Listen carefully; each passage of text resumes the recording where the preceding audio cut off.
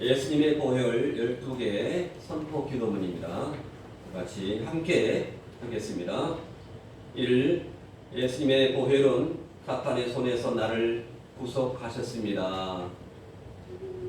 즉 우리는 예수 그리스도 예수 안에서 그의 은혜의 풍성함을 따라 그의 피로 말미암아 속량 곧 죄 사함을 받았느니라. 이 예수님의 보혈은 모든 저주에서 나를 구속하셨습니다. 찾았습니까? 찾았죠? 2번. 자, 그리스도께서 우리를 위하여 저주를 받은 바 되사 율법의 저주에서 우리를 속량하셨으니 기록된 바 나무에 달린 자마다 저주 아래에 있는 자라 하였습니다. 갈라디아서 3장 13절의 말씀입니다. 자, 신명기 28장 1절로 13절의 말씀을 따라서 우리가 선포합니다. 자, 각 예수 그리스도 안에서 나는 모든 저주로부터 자유롭고 모든 축복으로 복을 받았습니다. 나는 내가 있는 곳에서 복을 받을 것이고 나와 관련된 모든 일들도 복을 받을 것입니다. 나는 내가 하는 일에서 복을 받을 것이고 내가 한 노동의 열매도 복을 받을 것입니다. 나는 들어와도 복을 받고 나가도 복을 받을 것입니다. 주님께서 나를 대적하기 위해 일어난 원수들을 내 앞에서 물리쳐 주실 것입니다. 원수들은 한 길로 왔다가 7길로 도망갈 것입니다. 주님께서 나의 창고와 내 손으로 하는 모든 일에 복을 내주시고 내게 주신 땅에서 복을 주실 것입니다. 주님께서 나를 그의 거룩한 백성으로 세우실 것입니다. 땅 위의 모든 민족들이 나를 그의 백성으로 택하신 것을 보고 나를 두려워할 것입니다. 주님은 나에게 풍부한 소산을 주실 것입니다. 주님께서 하늘의 아름다운 보고를 열어 내 땅에 때를 따라 비를 내리시고 내 손으로 하는 모든 일에 복을 주실 것입니다. 나는 많은 민족에게 부어주고 빌리지는 않을 것입니다. 주님께서 나를 머리가 되게 하시고 꼬리가 되지 않게 하시며 위에 있고 아래에 있지 않게 하실 것입니다. 자, 그 다음 3번입니다. 예수님의 보혈은 좀 그런데요. 앞에 예수님의 보혈 12개 선포 기도문 같습니다. 자, 3번. 예수님의 보혈은 나를 위하여 영원한 언약을 이루어 주셨습니다. 양들의 큰 목자이신 우리 주 예수를 영원한 언약의 피로 죽은 자 가운데서 이끌어내신 평강의 하나님이 이브리서 13장 24. 예수님의 보혈은 하나님의 아버지와 다른 사람들 그리고 모든 피조물들과 내가 평화와 화해를 누리게 하셨습니다. 이제는 전에 멀리 있던 너희가 예수 그리스도의 안에서 그리스도의 피로 가까웠느니라. 에베소 2장 13절. 5. 예수님의 보혈은 모든 죄에서 나를 용서해 주십니다. 우리는 그리스도 안에서 그의 은혜의 풍성함을 따라 그의 피로 말미암아 속량 곧 죄 사함을 받았느니라. 에베소 1장 7절. 6. 예수님의 보혈은 모든 죄로부터 나를 깨끗하게 하십니다. 그가 빛 가운데 계신 것 같이 우리도 빛 가운데 행하면 우리가 서로 사귐이 있고 그 아들 예수의 피가 우리를 모든 죄에서 깨끗하게 하실 것이요. 요한일서 1장 7절. 7. 예수님의 보혈은 모든 정죄로부터 나를 변호하여 나를 대적하는 마귀의 보수를 무효하고 내가 결코 죄를 짓지 않은 것처럼 나를 의롭게 하십니다. 그리스도 예수 안인 속량으로 말미암아 하나님의 은혜로 값없이 의롭다 하심을 얻은 자가 되었느니라. 로마서 3장 24절. 8번. 예수님의 보혈은 나를 성화시키고 거룩하게 하여 나는 주님께 속하게 되었고 헌신하게 되었으며 주님의 사역을 위해 구별되었습니다. 곧 하나님 아버지의 미리 아심을 따라 성령이 거룩하게 하심으로 순종함과 예수 그리스도의 피 뿌림을 얻기 위하여 택하심을 받은 자에게 편지하노니 은혜와 평강이 너에게 더욱 많을지어다. 9. 예수님의 보혈은 내가 살아계신 하나님을 섬기도록 죽은 행실로부터 나의 양심을 깨끗하게 하심이다. 하물며 영원하신 성령으로 말미암아 흠없는 자기를 하나님께 드린 그리스도의 피가 어찌 너희 양심을 죽은 행실에서 깨끗하게 하고 살아계신 하나님을 섬기게 하지 못하겠느냐. 10. 예수님의 보혈은 내가 거룩하신 하나님을 섬기도록 지성소에 들어가게 하십니다. 그러면 형제들아, 우리가 예수의 피로 힘입어 성소에 들어갈 담력을 얻었나니. 11. 예수님의 보혈은 내가 사탄과 그의 모든 권세를 극복하게 하십니다. 또 우리 형제들이 어린 양의 피와 자기들이 증언하는 말씀으로써 그를 이겼으니 그들은 죽기까지 자기들의 생명을 아끼지 아니했다. 계시록 22장 11절 12절. 예수님의 보혈은 나의 영원한 기쁨의 근원이 되십니다. 내가 말하기를 내 주여 당신이 아시나이다 하니 그가 나에게 이르되 이는 큰 환난에서 나오는 자인데 어린 양의 피에 그 옷을 씻어 희게 하였느니라. 계시록 7장 14절 말씀입니다. 다 같이 한 2분간만 기도합니다. 예수의 보혈로 선포 기도하는 기도문 12개가 있습니다. 하나님 아버지 감사합니다. 예수 그리스도의 보혈로 아버지 씻어주시고 아버지 성령께서 함께 주시고 감사합니다. 하나님 국률로 아버지 국률을 베풀어 주시고 함께 해주시옵소서. 하나님 아버지 감사합니다. 하나님 아버지 우리 행복한 교회를 끌어 사용하여 주시고 하나님 우리 행복한 교회를 통해서 하나님 나라가 임하게 도와주시고 하나님 아버지 하나님의 뜻을 이루게 도와주시옵소서. 하나님 감사합니다. 오늘 아버지 말씀을 선포할 때 하나님의 영광 하나님의 인재가 충만하게 도와주실 줄 믿습니다. 할렐루야. 아버지 감사합니다. 하나님 인도하여 주시고 도와주시고 아버지 원근 각처에서 오는 모든 성도들 아버지 안전하게 걸어가는 도와주시고 하나님 아버지 코로나에서 아버지 진흙들지 않게 도와주시고 코로나를 이기게 도와주시고 두려워하지 않게 도와주시고 아버지 더 무서운 것은 아버지 하나님 우리가 짓는 죄라고 말씀했습니다. 하나님 죄에서 멀리하게 도와주시고 하나님 말씀과 성령을 가까이 하게 도와주시고 하나님 말씀으로 우리 심령이 날마다 아버지로 정결케 되게 도와주시옵소서.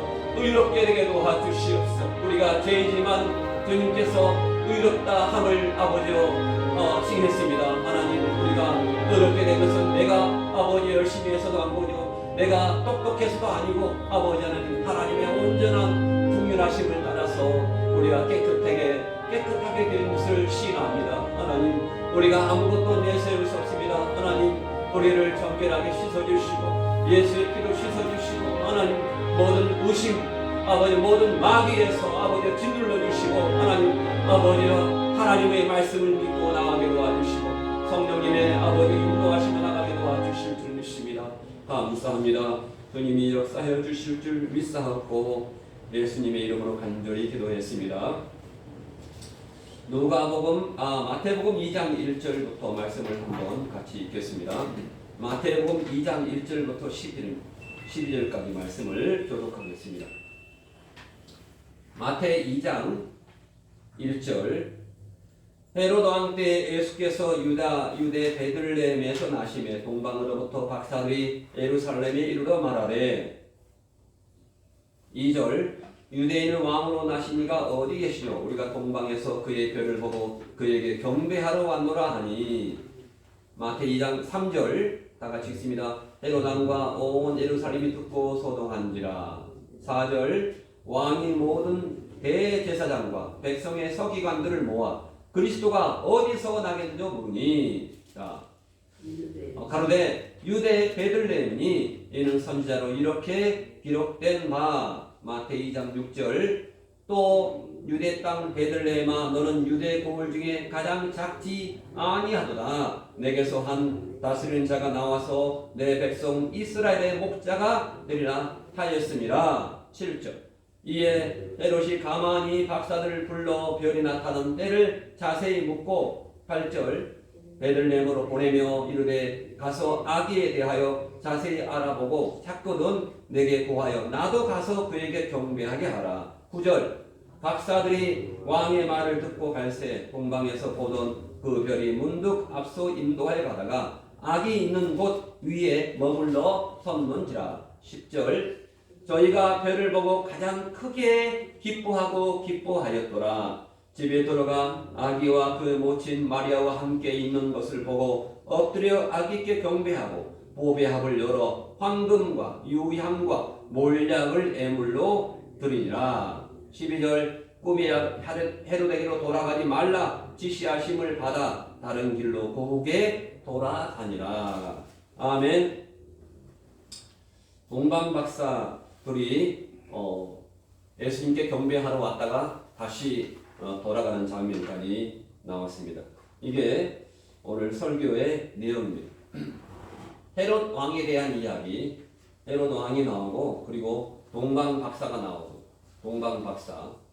나오고 그렇게 다른 사람들은 그 당시에 서기관들과 대제사장들과 아무도 하나님께 이렇게 예수님을 경배하지 않았는데 멀리 페르시아 이란에서 몇 개월을 걸어서 별의 인도를 받고 왔던 그러한 동방박사의 그러한 이야기입니다. 마태복음 2장. 동방은 것 박사들이 경배하러 오다. 자, 이렇게 정말로 이방에서 왔지만은 하나님의 그러한 뜻을 따라서 이렇게 주님께 온 것을 너무나 우리가 또한 이러한 자가 되기를 바랍니다. 비행기 모드로 해놓으시기 바랍니다. 꺼놓으시고. 저는 참고로 비행기 모드로 해서 촬영하고 있습니다. 자, 주님 감사합니다. 오늘 또 말씀을 마태복음 2장 1절부터 12절까지 말씀을 함께 나눕니다. 하나님 정말로 깨닫게 도와주시고 성령님께서 하나님 역사하여 주시고 인도하여 주시옵소서. 여기 난로를 갖다가 하면 돼요. 난로를 옮겨주시면 감사하겠습니다. 히터 켜주세요. 네, 켜주시고.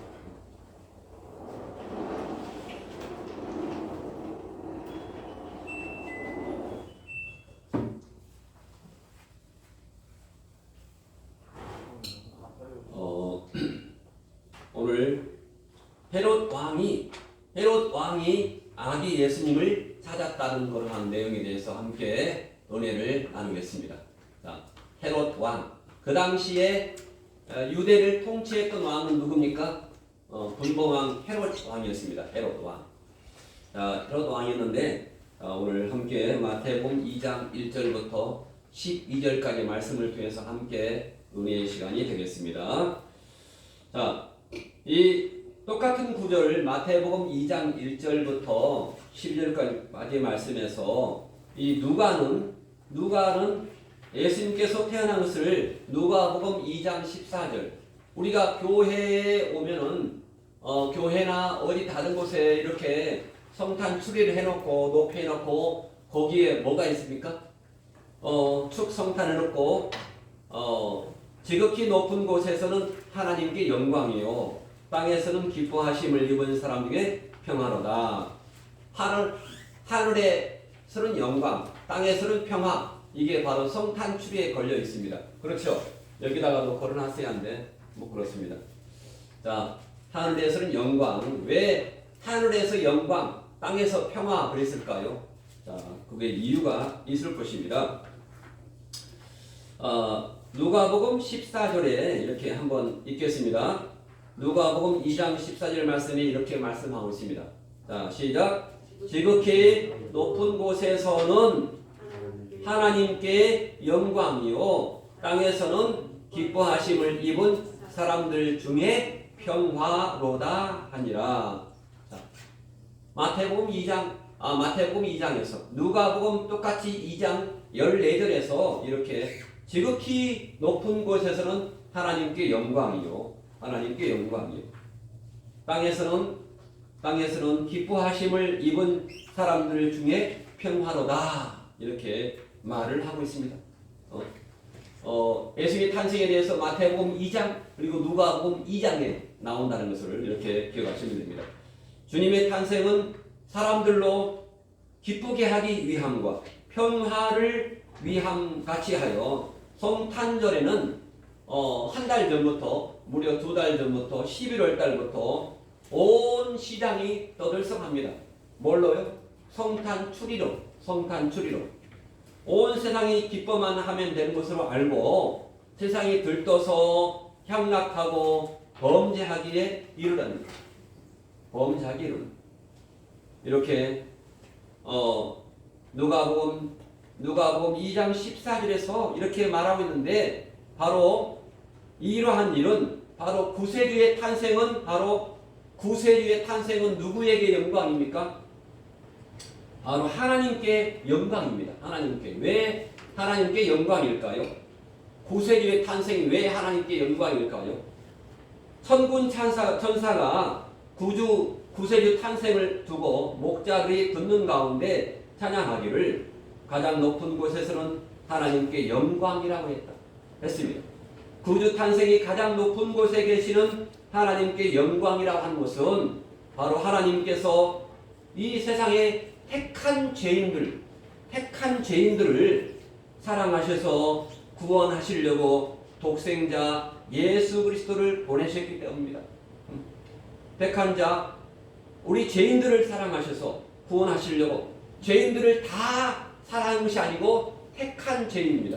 에베소서 1장 4절 말씀에 우리를 택하셨다라고 하는 것입니다. 택하셨다는 말. 교회에 다 들어올 수 있는 것이 아닙니다. 택한 자가 교회에 하나님께 예배를 드리려고 들어오는 것입니다. 그게 우리의 특권입니다. 그래서 독생자 예수 그리스도를 보내시기 때문에 바로 영광스러운 것입니다. 하나님께서 영광스러운 것입니다. 내가 아들을 이 땅에 보냈다는 것이 영광입니다. 하나님의 아들 예수를 이 땅에 보내신 것입니다. 하나님께 영광스러운 것입니다.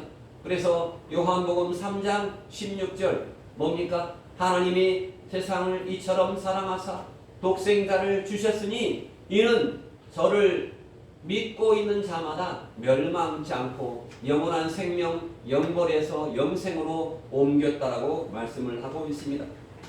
또한 구주 탄생이 세상에서는 평화입니다. 평화. 왜 그럴까요? 천군 천사는 구주 탄생을 두고 목자들이 듣는 가운데 찬양하기를 천사들이 찬양한 것입니다. 땅 위에서는 뭡니까? 평화. 땅에서는 평화. 여기 김포시청에 가면요, 평화로운 도시 김포 그렇게 써 있습니다. 평화로운 도시. 그렇게 평화를 상징합니다. 그래서 구주 탄생이 땅 위에 평화가 되는 것은 예수님께서 십자가에서 인류의 죄를 대속해 주심으로 하나님과 원수가 되었던 인류가 하나님과 화목하게 되었기 때문입니다. 하나님과 원수가 되었습니다. 창세기 3장 15절에서 볼 때 하나님과 원수가 되었다라고 말씀하고 있습니다.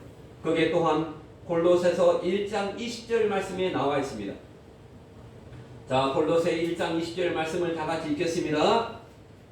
그의 십자가의 피로 화평을 이루사 만물 곧 땅에 있는 것들이나 하늘에 있는 것들을 그로 말미암아 자기와 화목해 되기를 기뻐하심이라. 전에 악한 행실로 멀리 떠나 마음으로 원수가 되었던 너희를 이제는 그의 육체의 죽음으로 말미암아 화목해 하사가 뭡니까? 화목해 하신 목적은 너희를 거룩하고 흠없고 책망할 것이 없는 자로 그 앞에 세우고자 합니다. 이렇게 성경에서 말씀하고 있습니다. 십자가를 지신 목적은 바로 이렇다 하는 것입니다. 구주 탄생이 사람들에게는 기쁜 일입니다. 천군 천사는 구세주 탄생을 두고 목자들이 듣는 가운데 찬양하기를 사람들에게는 뭐라고 했습니까? 사람들에게는 기쁨이다. 아멘. 기쁨이다 라고 했습니다. 바로 구주 탄생이 사람들에게 기쁨이 되는 것은 예수 그리스도를 구주로 믿는 자들이 죄 용서를 받아서 영원한 심판을 받지 않고 영벌에서 뭘로 갔습니까? 영벌에서 영생으로 옮겨주신 것입니다. 예수님께서 영원한 벌에서 영생으로 옮겨주었다. 사망에서 생명으로 옮겼다. 사망에서 생명으로 옮겼다라는 말이 성경에 어디 나와 있습니까? 사망에서 생명으로 옮겼다는 말이. 자, 다른 건 다 몰라도 우리 믿는 자로서 요한복음 3장 16절 이거와 비슷한 것이 요한복음 5장 24절. 자, 영벌에서 영생으로 옮겼다라고, 생명으로, 사망에서 생명으로 옮겼니라고 이렇게 한 것이 바로 기쁜 일입니다. 아멘. 이와 같이 구세주의 탄생은 가장 높은 곳에 계시는 하나님께는 영광이요, 땅에서 낮은 땅 위에는 평화로다. 평화로운 도시 김포에 예수님께서 오신 줄 믿습니다. 그러나 믿는 자라면 이제는 소리마신 한번 단번에 오신 그러한 예수님만을 즐기고 기뻐할 것이 아닌 바로 신랑으로 다시 오실 것을 알고 신부로서 신부단장하기에 부지런해야 한다. 우리가 그때는 남녀가 구분이 없습니다. 그래서 다 신랑입니다. 우리는 뭐가 됩니까? 신부. 우리는 다 신부가 됩니다. 그래서 신랑으로 오실 예수님을 맞을 준비를 해야 한다. 지난 시간에 동방에서 별을 보고 별의 인도를 따라서 온 경배자들은 예수님께 경배하려고 찾았으므로 예수님을 만나서 경배해 드릴 수가 있었습니다. 동방에서 온 사람들은, 그 박사 세 사람은 예수님을 만나서 경배했습니다. 자, 세 종류가 있다고 말했습니다. 첫 번째, 악한 왕 헤롯은 예수님을 죽이려고 찾았기 때문에 예수님을 만났을까요? 못 만났습니다. 예수님을 죽이려고 했는데 예수님이 피난 갔습니다. 애굽으로. 그렇죠? 오늘 마태복음 2장 11절에 애굽으로 피난 갔다라고 말을 하고 있습니다. 두 번째, 그 당시에 대제사장, 그 당시에 서기관을 다른 말로 하면요, 랍비, 성경을 가장 많이 알았던 랍비들이 바로 예수님을 이용해서 출세하려고 찾았으나 만나지를 못했습니다. 누가 만나지 못했어요? 목사들이 못 만났어요. 목사들이.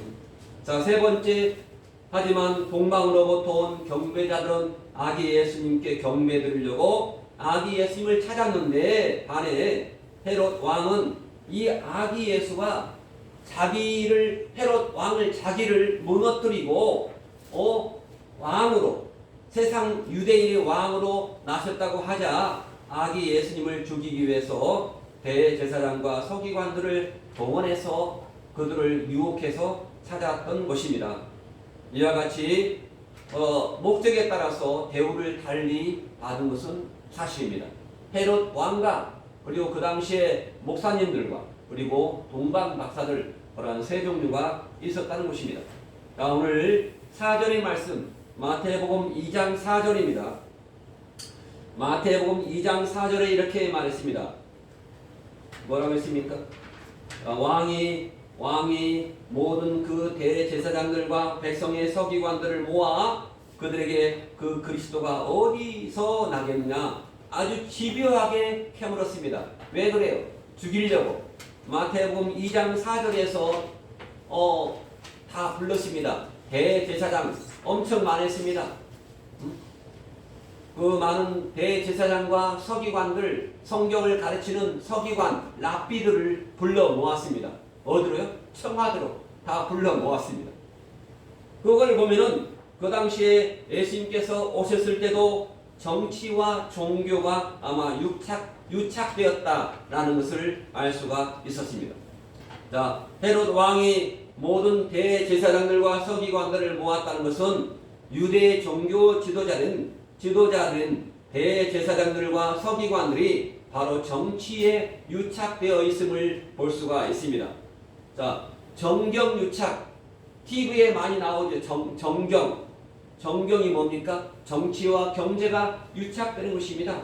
그게 바로 사회를 부패한다고 한다면 여기서는 정경이 아니고 뭡니까? 정경이 아니고 정치와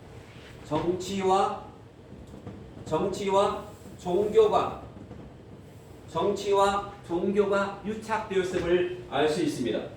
자, 정종유착은 종교계를 부패하게 해서 온 세상을 부패하게 했다는 것입니다.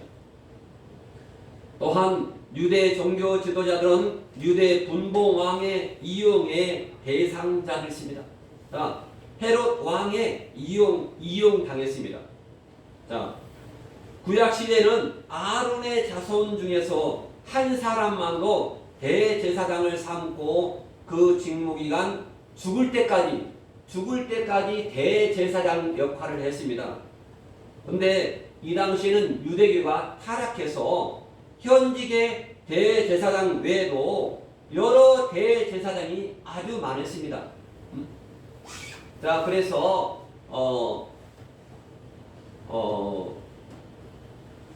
지금 현재 유대 그 아론의 제사장 가문 중에서 아론이 1대 제사장인데 아론이 누구죠?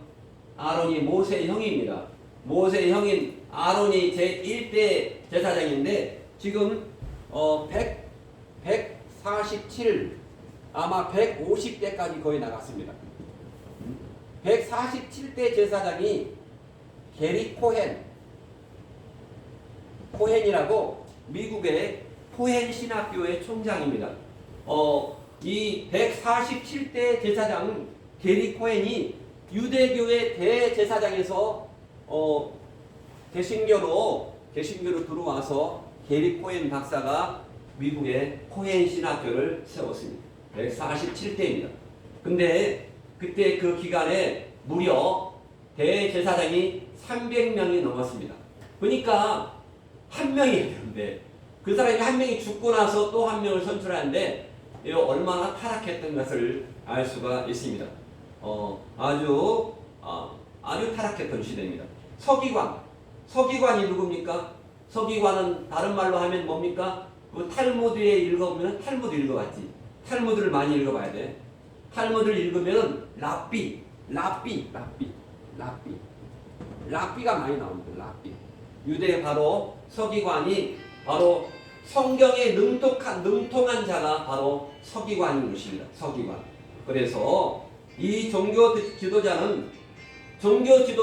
대제사장과 랍비가 왜 세워진 것입니까?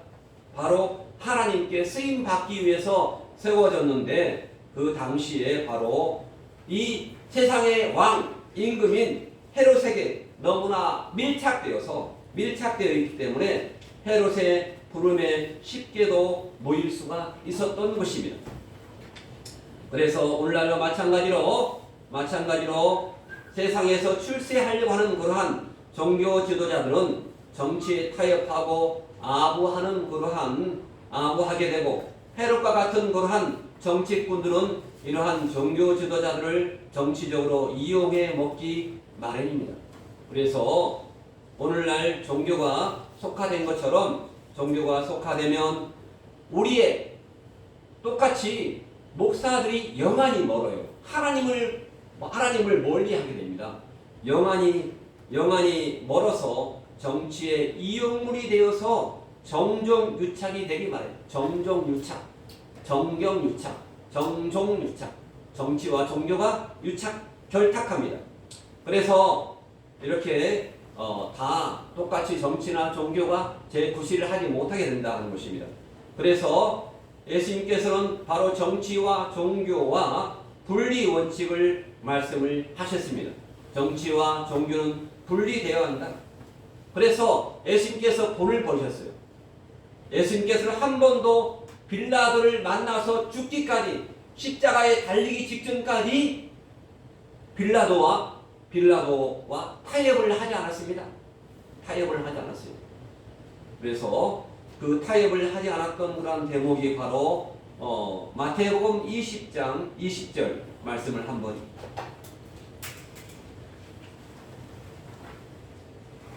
자, 마태 20장 20절입니다. 시작. 그때 세베대의 아들들의 어머니가 아들들과 함께 예수께 다와 절하며 무엇인가를 청하였다. 예수께서 그 여자에게 물으셨다. 무엇을 원하느냐? 여자가 대답하였다. 나의 두 아들을 선생님의 나라에서 하나는 스님의 오른쪽에 하나는 스님의 왼쪽에 앉게 해주세요. 이렇게 말을 했습니다. 자, 이게 국무총리 내각에 세워달라고 이렇게 하는 말입니다. 그래서 그때 뭐라고 했습니까? 22절에 보면은 이렇게 말하고 있습니다.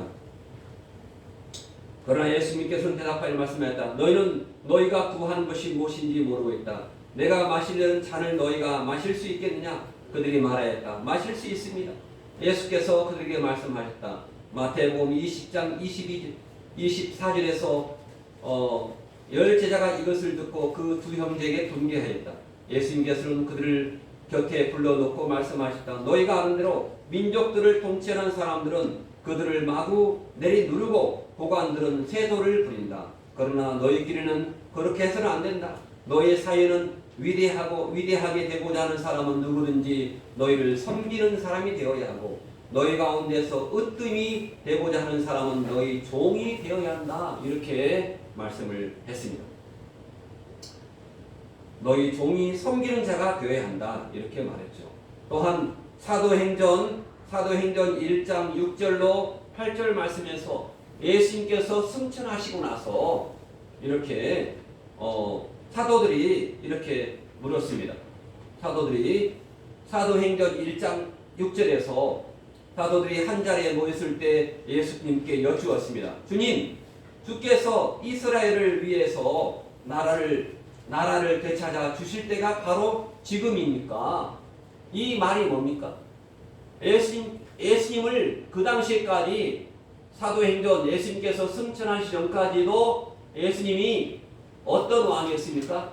만왕, 영적인 왕인 것을 이 땅의 모든 죄의 문제를 해결하시기 위해서 영적인 왕으로 오신 것을 깨닫지를 못했습니다. 그래서 끝까지 사도행전 1장 6절 말씀에서도 이렇게 제자들이 이렇게 물었습니다. 주님, 주께서 이스라엘을 위하여 나라를 되찾아 주실 때가 바로 지금입니까? 왜 그랬습니까? 이스라엘 유대 땅은 그 당시에 로마의 지배를 받고 있었어요. 우리나라가 일본의 지배를 받고 있었던 것처럼 우리를 해방시켜 주세요. 이렇게 지금 이때 아닙니까? 우리를 해방시켜 주세요. 이렇게 말하니까 사도행전 1장 7절에서 이렇게 말씀했습니다. 예수님께서는 전혀 다른 이야기를 했습니다. 뭐라고 했습니까? 때나 시기는 아버지께서 아버지의 고난으로 정하신 것이니 너희가 알 바 아니다 라고 하면서 바로 사도행전 1장 8절에서 이렇게 말했죠. 그러나 성령이 너에게 임하시면 너희는 권능을 받고 예루살렘과 온 유대와 사마리아에서 그리고 마침내 땅끝까지 나의 증인이 될 것이다 라고 영적인 말씀을 하신 것입니다. 육적인 생각을 질문하지만은 예수님께서는 영적인 그러한 답변으로 대답을 한 것이 또한 사도행전 1장 8절의 말씀입니다. 이러므로 종교 지도자들처럼 이 세상에서 출세로 인한 부귀와 명예를 탐해서 세상에서 높아지려고 하지 말라 하는 그러한 것입니다. 세상에서 높아지려고 하지 말라 하면서 예수님께서는 바로 사도 바울을 통해서 베전 5장 4절 말씀을 통해서 목자장이 가져올 시들지 아니할 영광의 면류관을 바라라 이렇게 말씀하고 있습니다.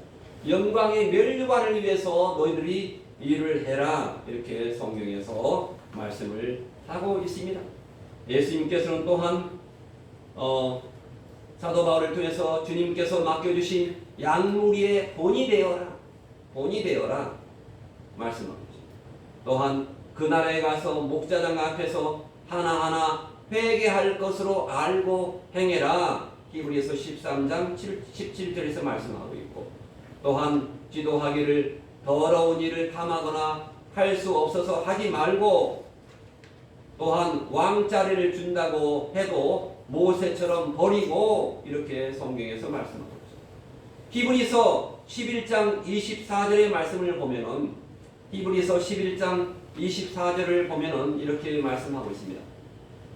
모세가 믿음으로 모세는 장성하여 바로의 공주의 아들이라 칭함을 거절하고 도리어 하나님의 백성과 함께 고난받기를 잠시 죄악의 낙을 누리는 것보다 더 좋아하고 그리스도를 위하여 받는 능력을 애굽의 모든 보화보다 더 큰 재물로 여겼으니 이는 상 주시는 이를 바라봄이라. 이렇게 말씀하고 있고 27절 믿음으로 애굽을 떠나 임금의 노함을 무서워하지 아니하고 곧 보이지 아니하는 자를 보는 것 같이 하여 또 참았으며 이렇게 성경에서 말씀을 하고 있습니다. 이렇게 사도 바울처럼 세상에서 출세할 수 있는 모든 출세 조건들을 배설물로 여겼다. 배설물로 여겼다. 이렇게 빌립보서 3장 4절 말씀을 한번 읽어보겠습니다. 빌립보서 3장 4절 말씀입니다. 다 같이 읽습니다.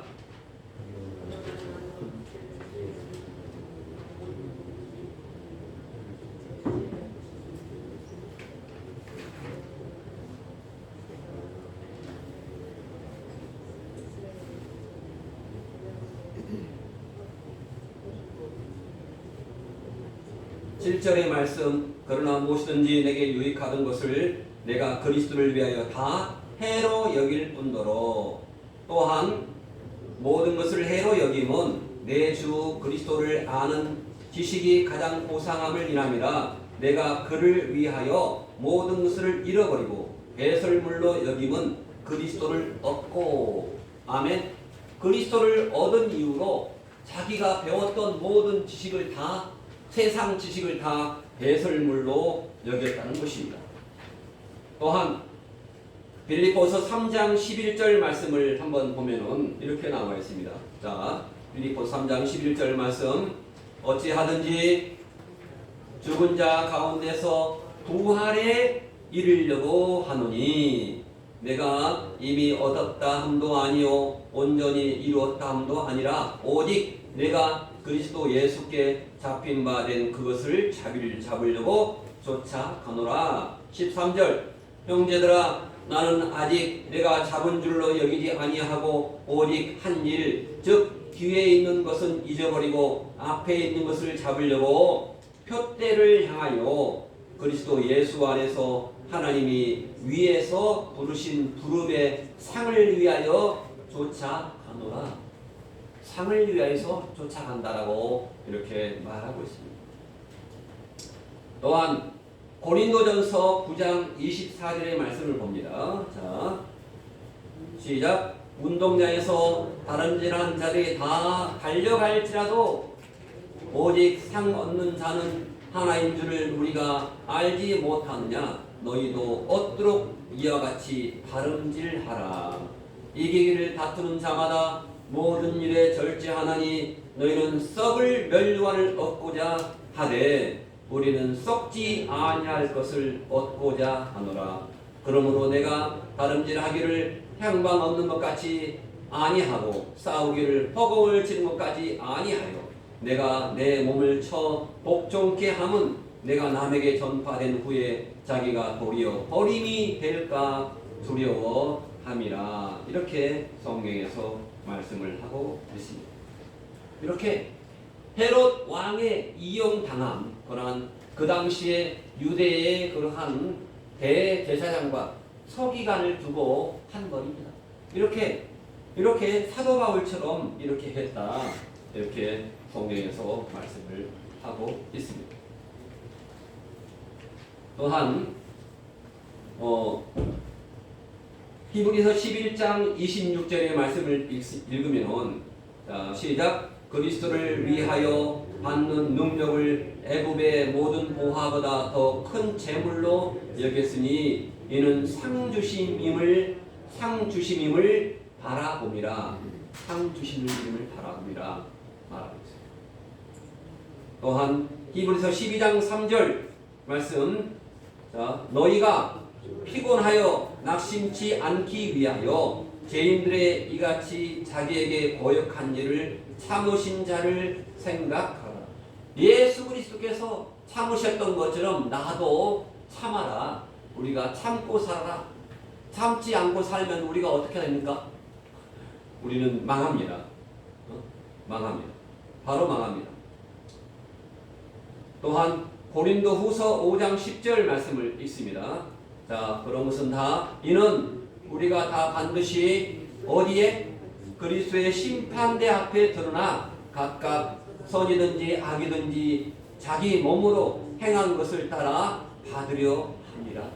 우리의 믿음과 행한 것은 다 상으로 받는다. 그러므로 우리가 베드로전서 1장 17절 말씀을 보겠습니다. 시작. 외모로 보시지 않고 각 사람의 행위대로 판단하신 자를 너희가 아버지라 부른즉 너희의 나그네로 있을 때의 두려움으로 지내라. 자, 우리의 외모를 본다 안 본다? 우리의 외모를 보시지 않고 우리의 중심을 보신다라고 말하고 있습니다. 외모로 보시지 않고 사람의 행위대로 판단하신 자를 너희가 아버지라 부르신즉 하나님 아버지는 우리의 행위대로 판단하신다. 그래서 두려움으로 살아라. 이렇게 말씀하고 있습니다. 또한 빌립보서 3장 14절 말씀을 봅니다. 시작. 표대를 향하여 그리스도 예수 안에서 하나님이 위에서 부르신 부름의 상을 위하여 쫓아가노라. 상을 위하여 쫓아가노라. 디모데후서 4장 7절 말씀. 디모데후서 4장 7절 말씀에 이렇게 말합니다. 시작. 내가 선한 싸움을 싸우고 나의 달려갈 길을 마치고 믿음을 어떻게 했으니? 지켰으니 이제 후로는 나를 위하여 의의 면류관이 예비되었으므로 주 곧 의로우신 재판장이 그날에 내게 주실 것이니 내게만 아니라 주의 나타나심을 사모하는 모든 자에게니라. 자, 중요한 것은 뭡니까? 마지막 절입니다. 주의 나타나심을 사모하는 모든 자에게 주신다라고 성경에서 말씀하고 있습니다. 이게 히브리서 9장 27절 말씀에 나와 있죠. 똑같죠? 제가 많이 읽었던 히브리서 9장 27절 28절 말씀에 이렇게 성경에서 또한 나와 있습니다. 제가 혼자 읽겠습니다.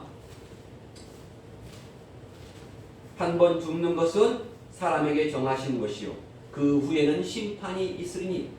히브리서 9장 28절 말씀에 이와 같이 그리스도도 많은 사람의 죄를 담당하시려고 한 번 들으신 바 되셨고 구원에 이르게 하기 위해서 죄와 상관없이 자기를 바라는 자에게, 여기 나와 있어요. 똑같이 히브리서 9장 28절에 뭐라고요? 자기를 바라는 자에게 두 번째 나타나시더라. 우리가 예수님을 바라는 만큼, 예수님을 바라라, 바라지 말라, 예수님을 바라라. 이렇게 디모데후서 4장 7절 말씀에 주의 나타나심을 사모하는 모든 자에게 나타난다. 이렇게 말씀을 하고 있습니다. 주의 말씀을 사모하시기를 바랍니다. 주의 나타나심을 사모하는 자가 되시기를 바랍니다. 히브리서 12장 1절에서 이렇게 나와 있습니다. 다 같이 읽겠습니다. 시작. 그러므로 우리의 구름같이 허다한 증인들이 있으니 모든 무거운 것과 얽매이기 쉬운 죄를 벗어버리고 인내로서 우리 앞에 당한 경주를 경주하며 믿음의 주요 또 온전케 하시는 이인 누구를 바라보자? 예수를 바라보자. 저는 그 앞에 있는 즐거움을 위하여 십자가를 참으사 부끄러움을 개의치 아니하시더니 하나님 보좌 우편에 앉으셨니라. 십자가를 참으신 것입니다. 누가 십자가를 지라고 했습니까? 하나님께서 아들을 보내서 십자가를 지라고 그 말씀하신, 당부하신 것을 말씀하신 것입니다. 저 몸통이 좀 약간 좀 십자가를 참으사 부끄러움을 개의치 아니하시고 하나님 보좌 우편에 지금 어디 계십니까? 하나님 보좌 우편에 계신다라고 성경에서 말씀하고 있습니다. 그래서 너희가 피곤하여 낙심치 않기 위하여 죄인들의 이같이 자기의 고역한 일을 참으신 자를 생각하라. 그러니까 하나님 말씀을, 예수님을 늘 묵상하면 이렇게 오늘 이렇게 대제사장과 그리고 서기관들처럼 이러한 우를, 아니 예수님께서 이 땅에 오셨는데 먼저 목사가 알려주고 정말로 성경을 연구하는 그러한 율법을 연구하는 랍비들이 알려줘야 되는데 랍비들이 모르고 동방에서 온 박사들이 헤롯 왕에게 가서 알려줬습니다. 헤롯 왕은 벙 뜬 겁니다. 왜? 왕이 나겠다니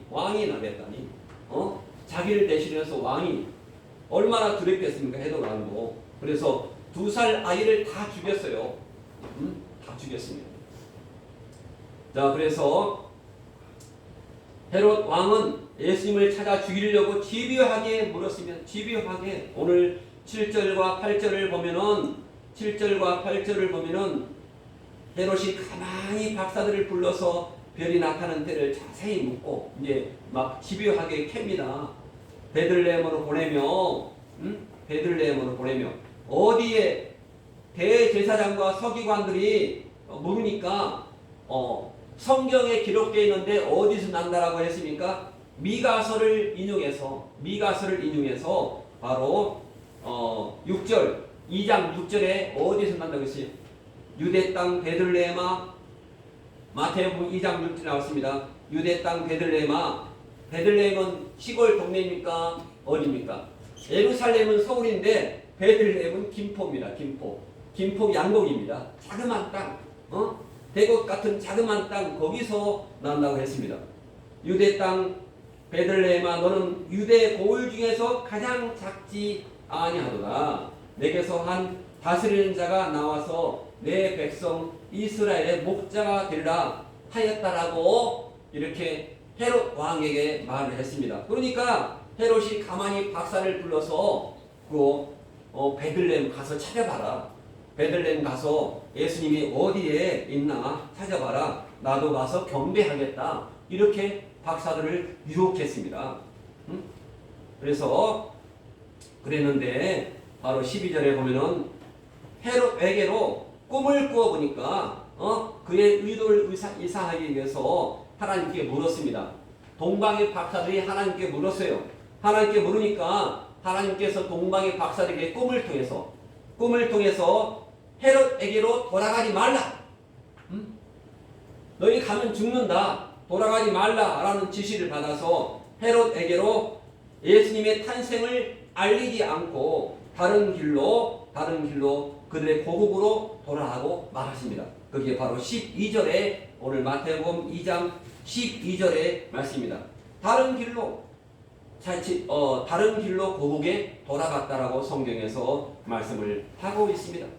그건 바로 그 당시에 바로 제사장들이나 서기관들은 하나님과의 영적인 교제가 없었습니다. 그 당시에 목사님들이나 그 당시에 율법을 가장 많이 아는 랍비 이분들이 알긴 알았지만은 하나님과의 영적인 교제가 없었다는 것입니다.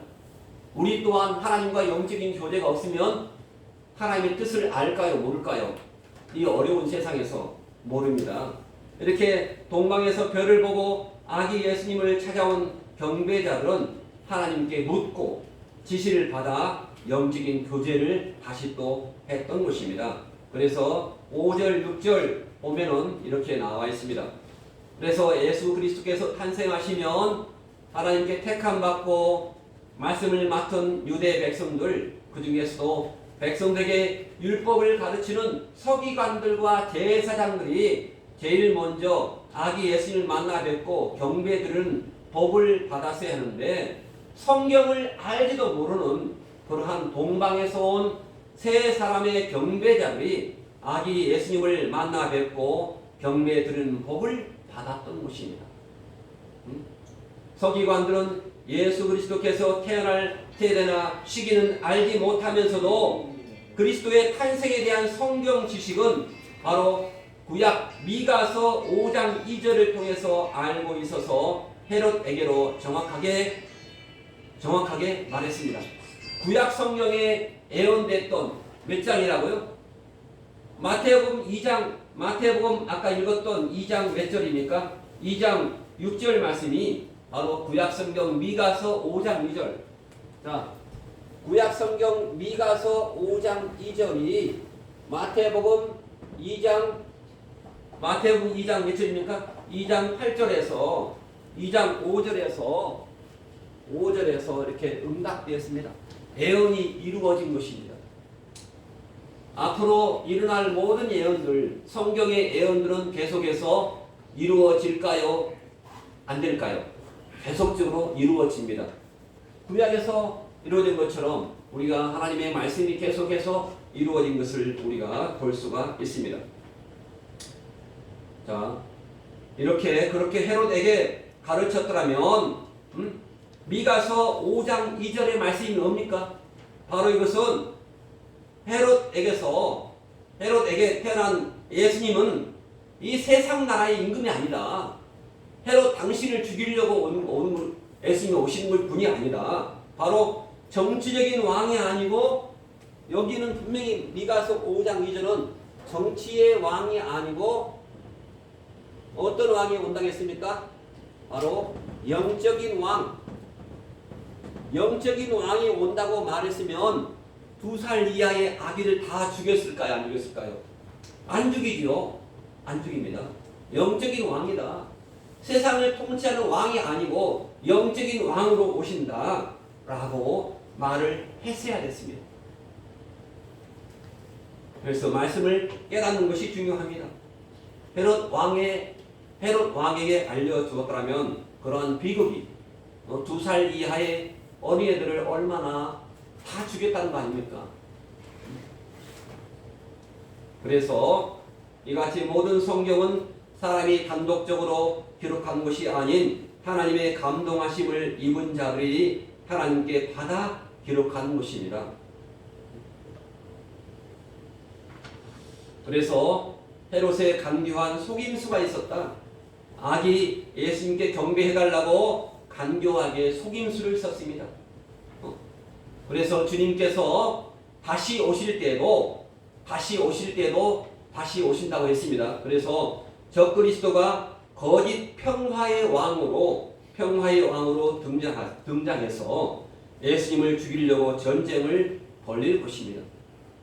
그래서 지난번에 카톨릭의 교황이 이렇게 창문을 열고 뻐꾸기 뻐꾹 하는 것처럼 평화의 그런 제스처를 했던 것을 우리가 봤습니다.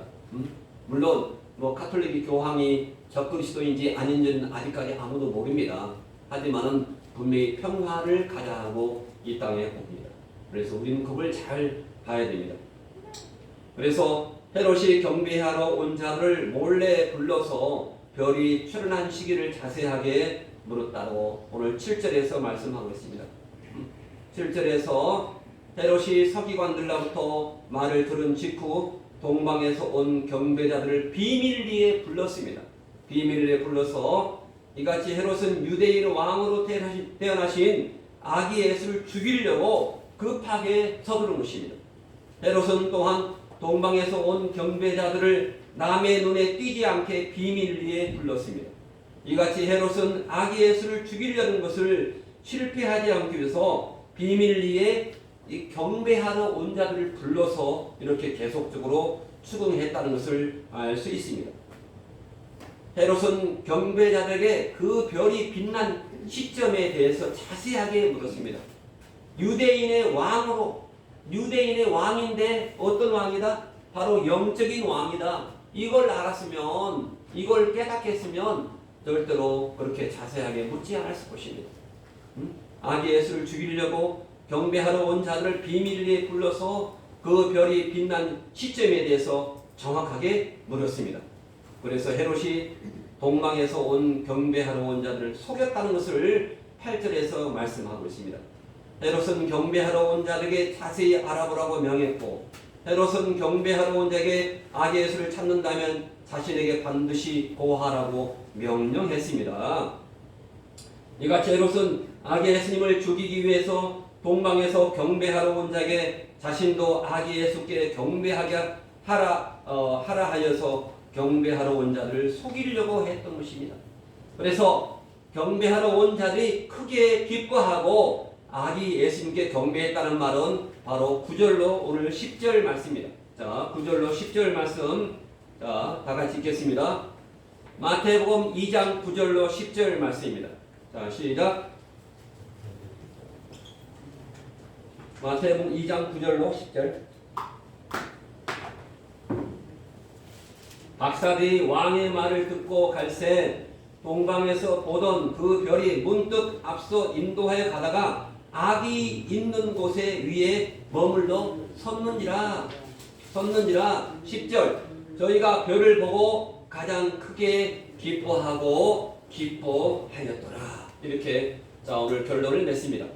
자, 이 자기 별의 인도를 받다가 별의 인도를 받지 않고 어디로 들어갔습니까? 지난주에 이어서 별의 인도를 받고 육신적인 생각으로 유대인의 왕으로 태어나실 리가 어디에 날 것이다?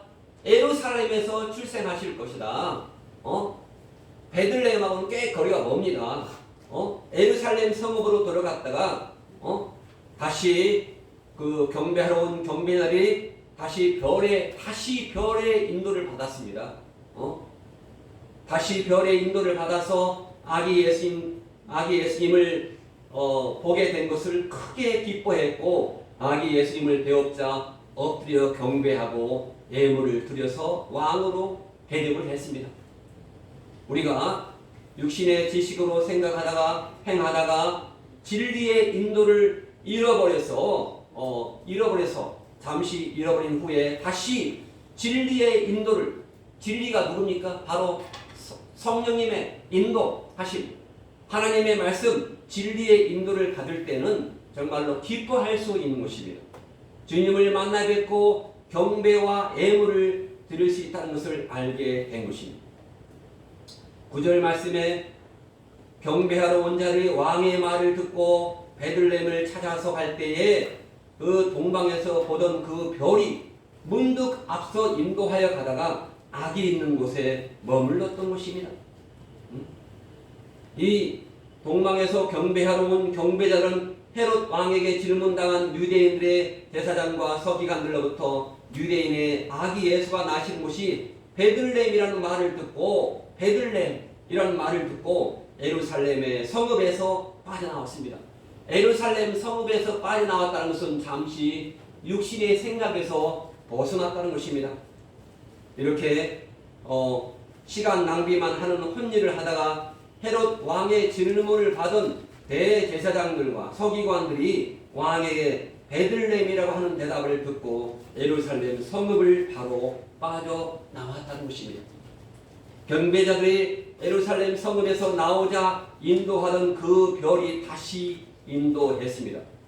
아기 예수님을 경배하기 위해서 동방에서부터 온 자들이 육신의 생각하에 예수님의 예루살렘 성읍으로 들어갔을 때는 그 별을 인도를 받지 못했으나 육신의 생각을 버리고 그 들어갔던 예루살렘 성읍에서 다 와서 베들레헴으로 찾아가려 하자 그들을 인도하던 그 별이 그들을 다시 아기 예수님이 태어나신 것으로 인도했던 것입니다.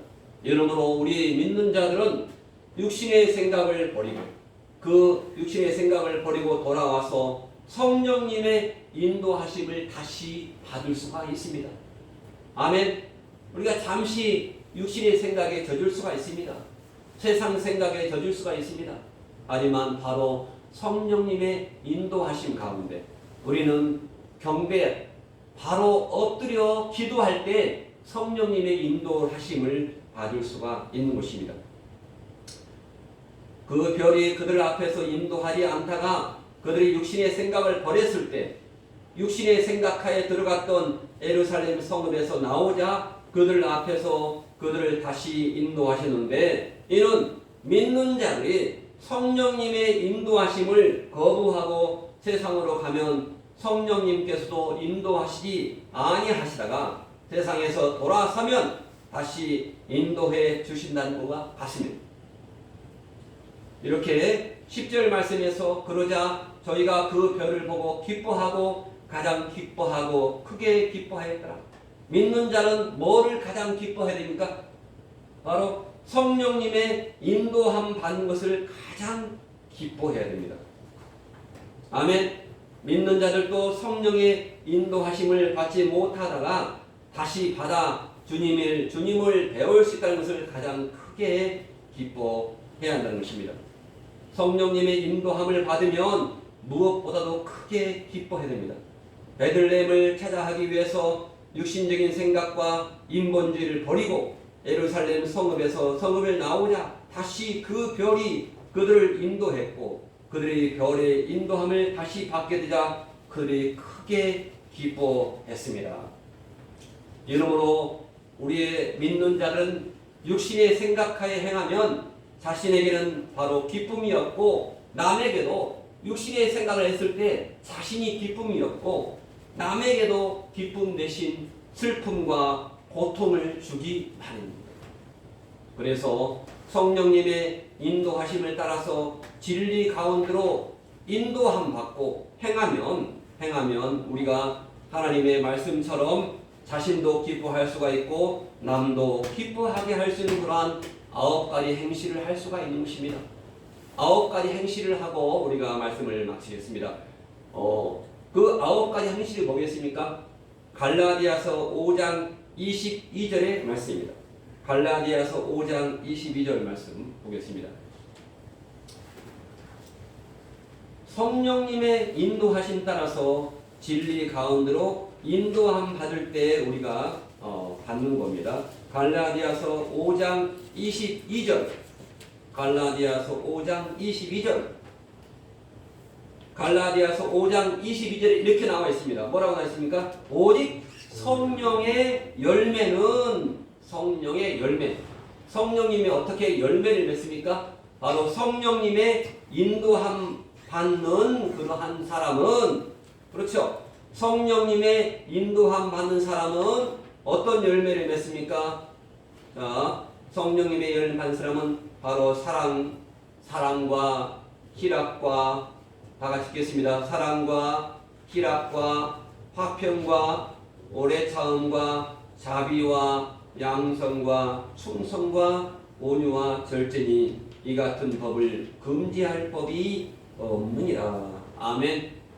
우리 자신도 성령님의 인도함 받으면 우리 자신도 기쁘고 누구를 기쁘게 해줍니까?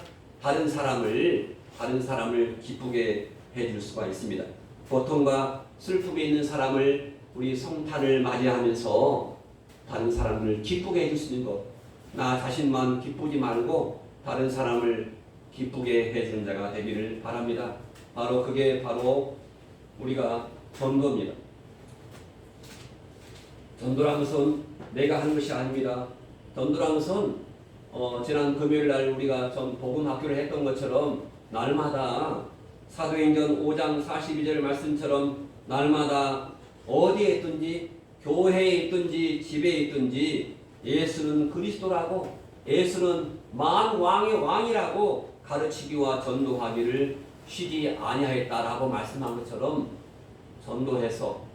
전도하면 자기가 기쁘고 다른 사람도 구원을 얻기 때문에 기뻐하는 일이 있습니다.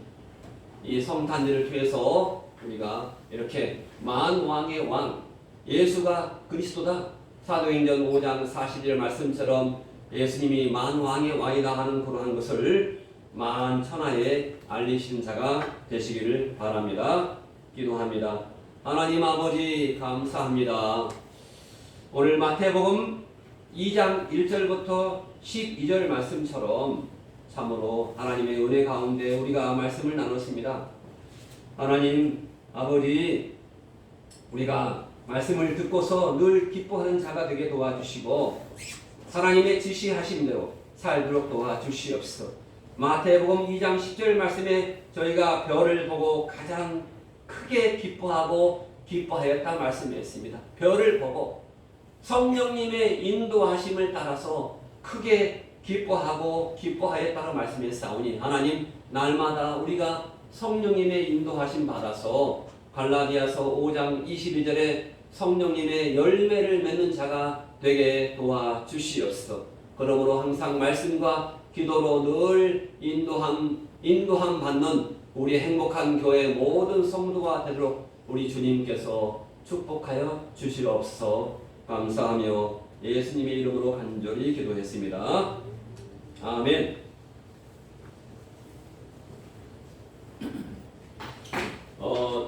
광고하겠습니다.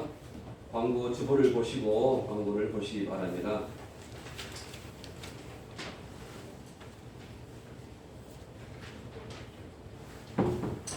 자, 성탄절이 12월 25일 토요일입니다. 성탄일이 한 수요일쯤 돼야 되는데 토요일 날 주일 앞에 성탄절입니다. 너무나 기쁘고 성탄절이니까 성탄절에 이렇게 다른 사람에게 복음을 전해서 함께 예배를 드렸으면 좋겠습니다. 11시 예배를 드리고 주변을 돌며 전도하며 이웃들에게 선물도 드리고 우리 성도들과 간단히 선물 교환을 하려고 합니다. 간단히 포장하여 예배 후에 교환을 하고자 합니다. 기쁜 마음으로 준비하시 바랍니다. 제가 전에 다녔던 교회에서요, 저희 목사님이 저도 처음 놀랐는데 선물을 뭐 양말 뭐 여러 가지 아주 정성껏 해가지고 자기 교우들에게 선물을 준 것을 봤습니다. 그래서 제가 그게 너무 좋아가지고 자기가 저는 다른 선물 아닌 이거 선물을 주려고 지금 만들고 있습니다. 이게 뭡니까? 가래. 포도가 아니고 가래입니다. 가래를 제가 자기 가서 고양시 가서 주워 왔어요. 저녁에 가서 아는 분한테 가서 이것을 제가 씻어가지고 공기름 발라가지고 지금 이거 갈아야 돼요. 맷돌에 갈아가지고 이것을 포장하고 우리 또한 학생들이 또 다른 걸 주고 우리 주일학교 학생들은 보니까 우리 올로 목사님이나 저에게 편지를 써가지고 정성껏 편지를 써가지고 이렇게 주면 좋겠습니다. 아멘. 우리 민주도 말하겠습니다. 편지를 써가지고 올로 목사님과 저에게 하면 서로 나누면 너무나 좋을 것 같습니다. 그게 아주 교육적입니다. 하나님 말씀을 써가지고 오늘 마태복음 2장 1절부터 써가지고 이렇게 주시기 바랍니다. 1월 1일 토요일 날은 또한 신년 예배를 드리려고 합니다. 또한 서리 집사 임명식도 하고자 합니다. 자원해 주시기 바랍니다. 연말 정산을 위해서 11조 헌금 영수증을 발행합니다. 회계 집사님에게 말씀하여 주시기 바랍니다. 다 같이 한 손과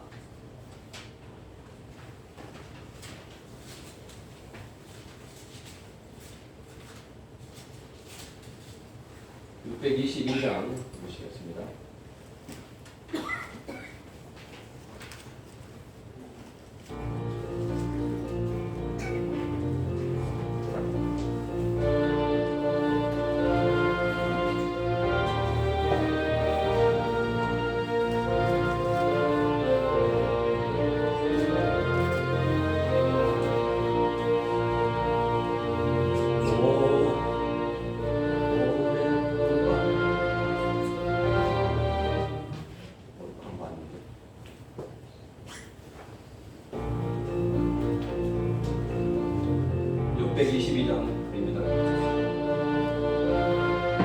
별빛이 찬란하다 우리 주 예수님 나신이만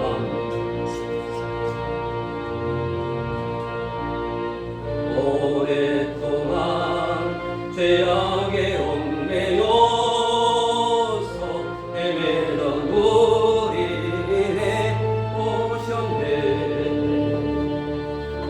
온 땅이 주의 나신 길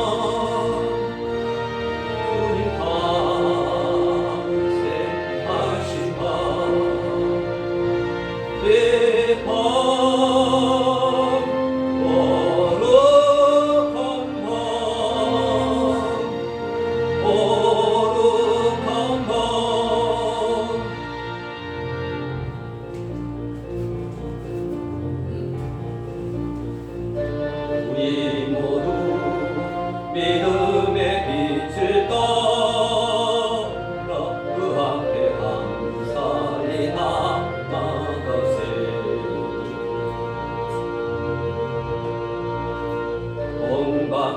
동방박사 별빛의 인도 따라 떠나신 베들레헴 사장네. 만왕의 왕이 이 땅 위에 오셔 우리의 참된 친구 되시네. 우리들의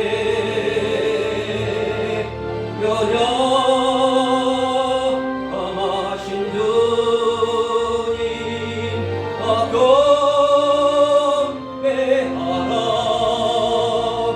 만왕의 왕 주님께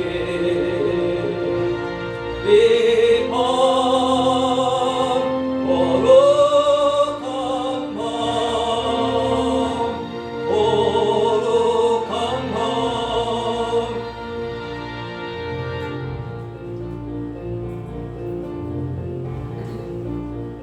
주의 뜻은 사랑과 평화로 서로를 축복하면서 함께 부릅니다. 주를 사랑하세.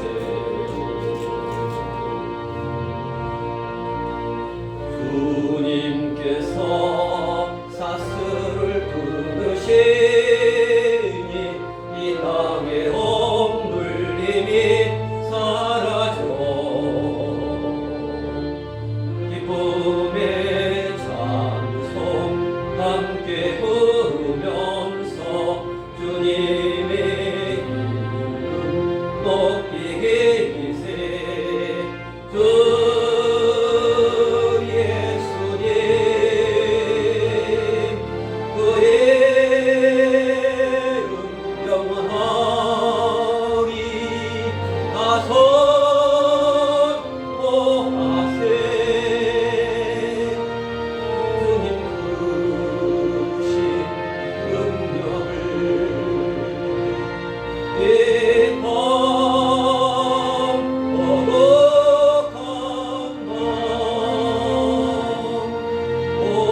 거룩한 밤.